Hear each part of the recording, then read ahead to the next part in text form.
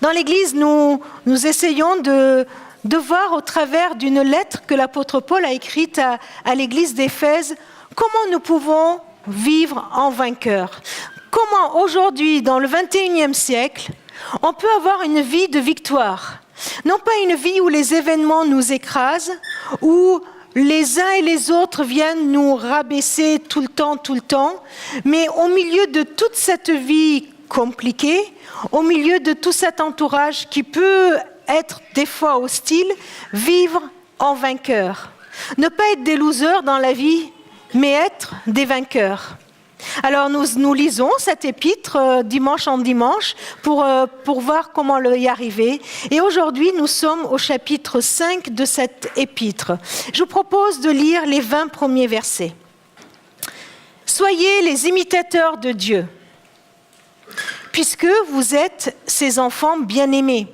Vivez dans l'amour en suivant l'exemple de Christ qui nous a aimés et qui s'est donné lui-même pour nous comme une offrande et un sacrifice dont l'odeur est agréable à Dieu.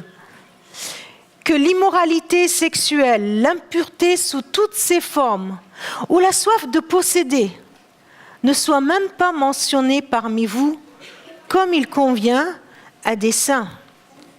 Qu'on n'entende pas de paroles grossières, de propos stupides ou équivoques, c'est inconvenant, mais plutôt des paroles de reconnaissance. » J'ai un ami qui me dit, mais si on doit appliquer ce verset, on discuterait de quoi le soir de bringue et tout ça. Vous le savez bien, en effet, aucun être immoral, impur ou toujours désireux de posséder plus, c'est-à-dire idolâtre, n'a d'héritage dans le royaume de Christ et de Dieu. Que personne ne vous trompe par des paroles sans fondement, car c'est pour cela que la colère de Dieu vient sur les hommes rebelles. N'ayez aucune part avec eux. Car si autrefois vous étiez ténèbres, maintenant vous êtes lumière dans le Seigneur. Marchez comme des enfants de lumière. Le fruit de l'esprit consiste en effet de toute forme de bonté, de justice, de vérité. Discernez ce qui est agréable au Seigneur. Ne participez pas aux œuvres stériles des ténèbres, mais démasquez-les plutôt. En effet, ce que ces hommes font en secret, il est même honteux d'en parler. Mais tout ce qui est démasqué par la lumière apparaît clairement, car tout ce qui apparaît ainsi est lumière. C'est pourquoi il est dit « Réveille-toi, toi qui dors, relève-toi d'entre les morts et Christ t'éclairera. » Faites donc bien attention à la façon dont vous vous conduisez. Ne vous comportez pas comme des fous, mais comme des sages. Rachetez le temps, car les jours sont mauvais. C'est pourquoi ne soyez pas stupides, mais comprenez quelle est la volonté du Seigneur. Ne vous enivrez pas de vin, cela mène à la débauche. Au contraire, soyez remplis de l'esprit. Dites-vous des psaumes, des hymnes, des cantiques spirituels. Chantez et célébrez Dieu de tout votre cœur. Remerciez constamment Dieu le Père pour tout, au nom de notre Seigneur Jésus-Christ. Il me semble que ce long passage est résumé dans un seul verset, c'est le verset 8, qui dit « Si autrefois vous étiez ténèbres, maintenant vous êtes lumière dans le Seigneur. Marchez comme des enfants de lumière. » Ce verset et ce passage nous parlent de notre état, de ce que nous sommes. Il nous parle aussi de notre vocation, ce qu'on est appelé à vivre, ce pourquoi nous vivons.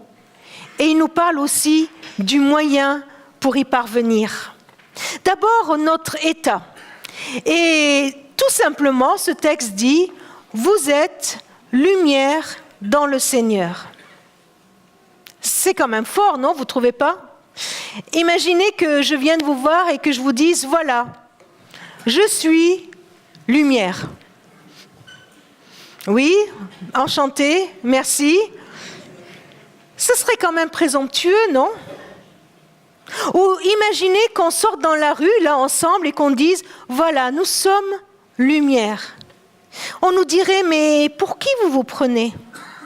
Mais ce texte dit bien plus, il dit, vous êtes lumière, vous êtes les bien-aimés de Dieu, vous êtes des saints, vous êtes, dans une autre traduction, le peuple qui appartenait, vous appartenez à Dieu. Vous êtes lumière dans le Seigneur. Ce n'est pas moi qui le dis, ce n'est pas vous qui le dites.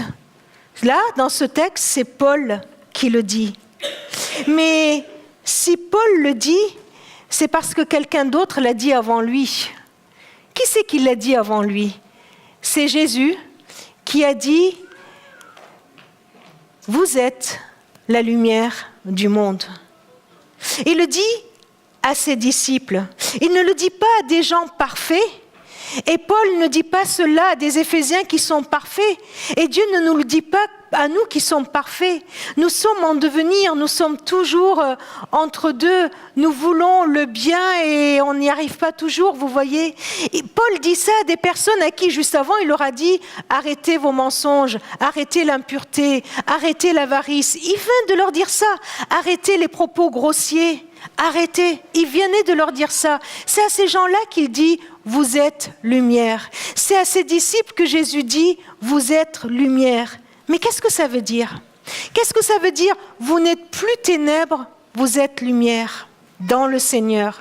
Les ténèbres, c'est l'endroit où, voilà, c'est une image, c'est l'endroit où on a peur, c'est l'endroit où les choses sont cachées, sont pas dans la vérité. C'est l'endroit où on essaye de ne pas montrer ce qui est honteux de montrer. Les ténèbres, c'est aussi notre état intérieur qui peut être une solitude d'une vie où il n'y a pas d'amour, où il n'y a pas de grâce, où il n'y a pas de paix.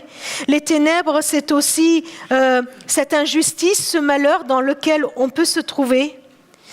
Les ténèbres, c'est là, la Bible nous dit que c'est là où il y a la puissance du mal, du péché qui règne sur nous, le mal que nous subissons, mais pas uniquement. C'est le mal aussi que nous faisons. Parce que nous pouvons collaborer aussi à ces ténèbres. Nous ne sommes pas uniquement victimes du mal, mais nous sommes aussi parfois complices de ce mal. Nous sommes aussi les acteurs de ce mal. Et ce texte dit, vous n'êtes plus ténèbres, vous êtes lumière dans le Seigneur. Il ne dit pas, vous êtes passé d'un état à un autre. Il dit, vous êtes. Et cette lumière, c'est pas comme une lumière qui serait braquée sur nous. Vous voyez, on sort d'un endroit où il fait noir, on arrive dans un endroit où il fait jour. Voilà, et puis il y a une lumière qui est braquée sur nous. Et tant qu'on reste dans ce lieu lumineux, c'est bon, on est lumière. Non. Ce texte dit, vous êtes lumière. Il est en train de nous dire que quand on croit en Christ, quand on croit en celui qui est lumière, la lumière du monde, comme Florence nous l'a lu dans ce texte de Jean, cette lumière, elle rentre en nous. Et quand la lumière de Dieu rentre en nous, elle nous illumine de l'intérieur. Elle nous illumine de l'intérieur et nous pouvons ainsi refléter l'amour de Dieu. Nous ne sommes pas dans un endroit où on est éclairé, mais cette lumière, elle est en nous, par la présence de Dieu. C'est ce que Jésus a dit aussi à ses disciples. Il a dit, je suis la lumière du monde, celui qui me suit, celui qui croit en moi, celui qui me fait confiance, celui qui accepte ce que j'ai fait pour lui, comme Agnès et Julien, ne marchera plus dans les ténèbres, mais il aura la lumière de la vie en nous. C'est une déclaration, c'est ce que Dieu fait pour nous. Alors, soyons-en sûrs. Même les jours où on se regarde dans la glace et on se dit, franchement, je ne suis pas vraiment une lumière. Hein. Ah, je ne parle pas de moi. Vous voyez, même les jours où on se regarde dans la glace où on n'est pas fier de la journée qu'on vient de passer, on n'est pas fier de ce qu'on a fait, on n'est pas fier de ce qu'il y a en nous. Eh bien, croyons que Dieu, il nous dit, ce que j'ai fait en ta vie fait que tu es lumière et que rien n'enlèvera cela. c'est Dieu qui le déclare, que nous sommes ses enfants. Il a mis en nous sa lumière qui nous transforme et qui fait de nous lumière. Alors ces personnes habitées par le Christ ont une vocation. Si autrefois vous étiez ténèbres, maintenant vous êtes lumière dans le Seigneur, alors marchez. Marchez comme des enfants de lumière. Une vocation, c'est un sens à notre vie. Une vocation, c'est c'est un appel, ça veut dire, c'est vocare, c'est ce qui est prononcé sur nous, c'est l'appel qu'on a et qui nous pousse à vivre, qui nous donne un sens à la vie, qui nous dit pourquoi nous vivons. Et pourquoi nous vivons? Alors, il y a les pourquoi en deux fois. Pourquoi en un mot? Parce que Christ est venu, il nous a rachetés, il nous a sauvés, il nous a libérés, il a fait de nous les enfants de Dieu. Et pour quoi nous vivons?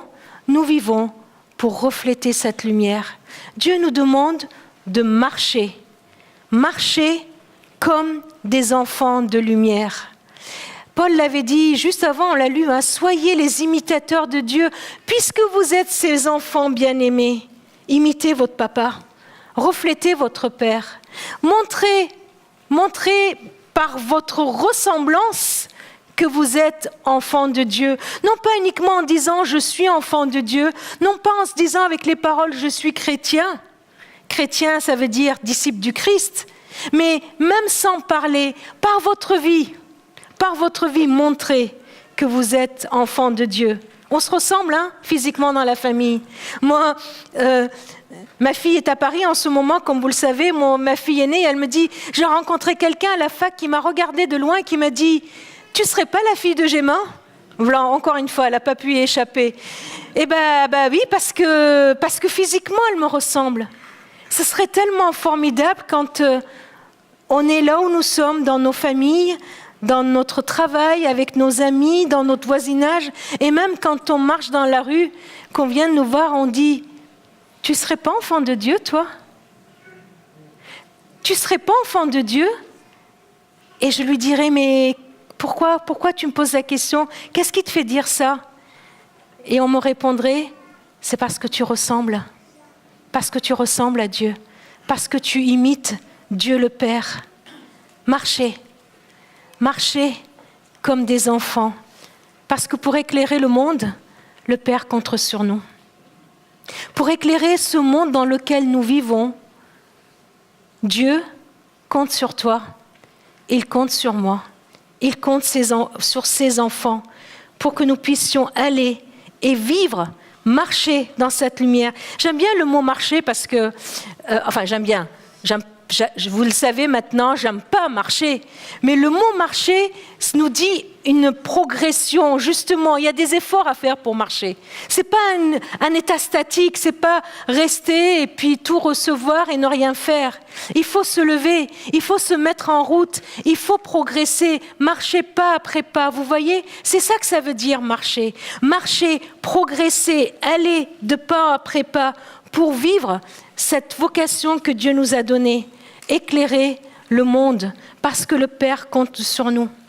Alors, pour ne pas qu'on reste dans la théorie, pour ne pas qu'on reste juste dans la grande théorie de comment on peut imiter le Père et comment on peut marcher dans la lumière, Paul, il est très, très pratique.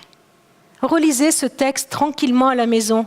Vous verrez qu'il est très pratique. Il nomme les œuvres des ténèbres et il nomme les œuvres de lumière. Il dit que, voyez, le mensonge, la calomnie, la malhonnêteté, la débauche, l'impureté, l'avarice, tout ça c'est derrière vous. Tout ça, Julien et Agnès l'ont laissé au fond de l'eau. Vous pouvez venir voir, regardez. Tout ça, c'est fini. Tout ça, c'est au fond de l'eau. Levez-vous et marchez. Marchons ensemble. Comment pratiquement nous pouvons faire briller notre lumière? Comment pratiquement nous pouvons marcher comme des enfants de lumière? Bien, vous savez, à chaque fois qu'on préférera pardonner au lieu de garder rancune, je le répète parce que c'est tellement difficile, mais à chaque fois qu'on acceptera de pardonner, au lieu de garder rancune, amertume dans notre cœur, nous faisons briller la lumière de Dieu. À chaque fois que nous ferons preuve de douceur au lieu de la violence, à chaque fois qu'on préférera dire la vérité, alors que le mensonge serait tellement plus simple, ce serait tellement plus facile, et puis il passerait complètement inaperçu, là nous faisons briller notre lumière. À chaque fois que nous choisissons de nous mettre au service des autres, plutôt qu'attendre que le monde entier soit à mes pieds, je marche dans la lumière, je fais luire la lumière dans ce monde. À chaque fois que je refuse toutes sortes d'immoralités pour juste satisfaire mes besoins et mes désirs égoïstes. Et je décide d'aimer l'autre, de respecter l'autre, d'avoir une vie d'engagement envers l'autre. Je fais briller la lumière sur cette terre. À chaque fois que je décide de préférer défendre les droits de ceux qui sont opprimés plutôt que de défendre mes propres droits. À chaque fois que je choisirai d'accueillir, d'aimer celui qui n'est peut-être pas fréquentable, celui peut-être que les autres jugent selon son intelligence, selon sa nation, selon la couleur de sa peau, selon son niveau social, selon son compte en banque, selon ce qu'il met comme vêtements ou pas, vous voyez ? À chaque fois que je refuse d'entrer dans ce genre de critères pour juger les gens et que je décide d'aimer tout le monde comme créature de Dieu, de les aimer de la même façon comme Christ m'a aimé, alors je fais briller la lumière sur cette terre. Alors nous marcherons ensemble comme des enfants de lumière. À chaque fois que j'accepterai de rejeter l'avarice de mon temps, à chaque fois que j'accepterai que mon temps, mon argent, mes biens, ma maison, tout ce que j'ai ne m'appartient pas en propre, mais sont juste là que Dieu me donne pour les autres, et que je ferai preuve de générosité, comme Christ a fait preuve de générosité. À chaque fois que j'accepterai de tendre la main, d'ouvrir ma main, d'ouvrir mon porte-monnaie, d'ouvrir mon agenda pour les autres, alors nous ferons briller la lumière sur cette terre. Alors nous marcherons comme des enfants de lumière. Et à chaque fois que je ne renoncerai jamais à confesser qui est mon Seigneur et mon Sauveur, à chaque fois que je n'aurai pas honte de mon papa qui est dans le ciel et qui m'a donné une nouvelle vie, qui m'a donné une nouvelle identité, et que je raconterai ces merveilles, je n'observerai pas juste un peu de prudence, alors ma lumière brillera devant les hommes. Il y a tellement de façons de démontrer la lumière de Dieu sur cette terre, n'est-ce pas ? Lequel vous voulez faire ? Dans quelle action voulez-vous vous engager ? Comment nous, comment vous, comment toi, tu vas marcher comme enfant de lumière et tu vas répandre cette lumière, faire briller cette lumière autour de toi ? Vous trouvez peut-être que c'est exigeant ? Oui, ça l'est. Bien sûr que ça l'est. Vous trouvez peut-être que c'est trop dur, mais oui, c'est difficile. Je dirais même que c'est inhumain, non ? Que votre lumière brille devant les hommes, afin qu'ils voient vos bonnes œuvres et qu'ils glorifient votre Père qui est dans les cieux. C'est Jésus qui a dit ça à ses disciples. Et il nous dit à nous, faites briller votre lumière pour qu'on voit vos œuvres, non pas qu'on entende vos discours, mais qu'on voit vos vies et qu'en voyant vos vies, le Père soit glorifié. Oui, notre Dieu est exigeant. Ce sont deux phrases qui viennent de mon professeur de théologie là, à la fac, qui nous disait « Dieu est exigeant parce qu'il nous aime ». Regardez, imparfaits que nous sommes exigeants avec nos enfants que nous aimons, n'est-ce pas ? C'est parce que nous les aimons que nous sommes exigeants. Il nous aime beaucoup trop pour nous abandonner à la médiocrité. Dieu ne veut pas de nous des petites vies tranquilles de petits chrétiens. Ça, c'est la médiocrité. Non ? Dieu ne veut pas qu'on ait des vies médiocres. Dieu veut faire de nous des vainqueurs. Des vainqueurs. Comment ? En marchant comme des enfants de lumière. Dieu est exigeant parce qu'il nous aime. Et il nous aime beaucoup trop pour nous abandonner à la médiocrité. Il veut faire de nous des vainqueurs. Il veut que dans nos vies, nous puissions remporter des victoires. Alors, peut-être que, comment vous allez dire, waouh, ok, mais Seigneur, mais comment je vais y arriver? J'ai envie. J'accepte que je suis lumière. Je veux marcher comme un enfant de lumière. Mais comment je vais y arriver? Comment je vais y arriver? Alors, Paul nous le dit encore dans Éphésiens, on l'a lu, il dit « Ne soyez pas stupides, mais comprenez quelle est la volonté du Seigneur. » Il nous dit en gros, mais comprenez que c'est vraiment ça que Dieu veut pour vous, que vous marchiez dans la lumière, que vous soyez enfants de lumière. Comprenez-le. Et il rajoute « Ne vous enivrez pas de vin, cela mène à la débauche. Soyez, au contraire, remplis de l'Esprit. » Qu'est-ce qu'il est en train de nous dire? Pourquoi il compare le Saint-Esprit avec le vin? Vous voyez, il n'y a aucune comparaison possible quand même avec ces deux-là. Pourquoi il nous dit ça? Eh bien, il est en train de nous dire, vous savez bien que le vin, il va dans tout notre corps, il ne passe pas juste par la bouche, il va dans l'estomac. Tout notre corps est imbibé de vin. Non, on le sait. Et on sait que ce vin-là, quand il vient, eh bien, nous sommes sous son emprise et nous sommes sous son influence. Il dit, vous voyez, et il y a une influence, une emprise qui peuvent être destructrices dans notre vie. Ça, c'est de la débauche. Mais il peut y avoir l'Esprit de Dieu qui vient nous remplir tout notre être, tout notre corps, tout notre être, toutes nos pensées, tous nos désirs, toutes nos émotions. Nous pouvons être, si je peux me permettre l'expression, je ne sais pas si elle est très juste, mais je la dis quand même, nous pouvons être imbibés de l'Esprit Saint, remplis d'Esprit Saint. Alors, nous vivrons sous son influence. Nous vivrons sous sa puissance, avec sa puissance qui agit en nous.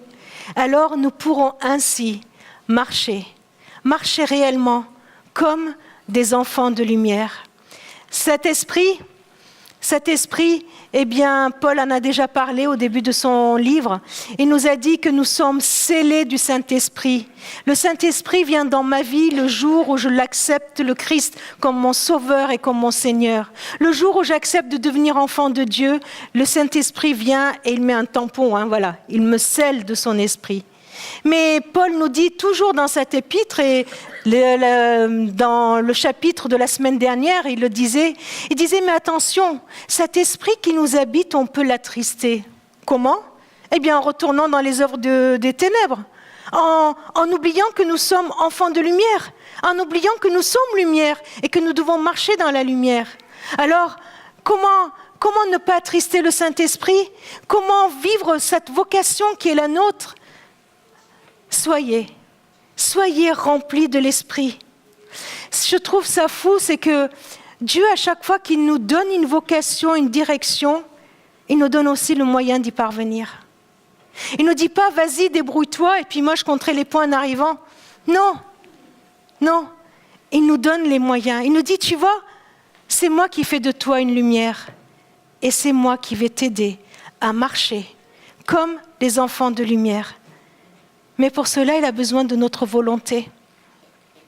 Et ce texte nous pose une seule question, in fine. Est-ce que nous le voulons? Est-ce que nous voulons vraiment? Est-ce que nous acceptons cette parole qui dit « Autrefois vous étiez ténèbres, maintenant vous êtes lumière. Alors marchez. Marchez comme des enfants de lumière. » Est-ce que nous acceptons cette parole qui nous est lancée? Alors, nous pouvons venir devant Dieu et lui dire « Seigneur, je le veux et j'ai tellement besoin de toi. J'ai besoin que tu viennes et que tu remplisses ma vie de ton esprit. J'ai besoin que tu viennes tout à nouveau me donner toi. Alors, dans ma vie, j'aurai les fruits. Alors, dans ma vie, je pourrai imiter mon Père et je porterai les fruits de l'esprit. La bonté, la joie, la paix, la droiture, la justice. C'est lui qui produira cela en moi. Soyez mes imitateurs, puisque vous êtes ces enfants bien-aimés. Je vous invite à un moment de prière et juste dans le silence pour qu'on puisse donner notre réponse à Dieu. Est-ce que nous le voulons?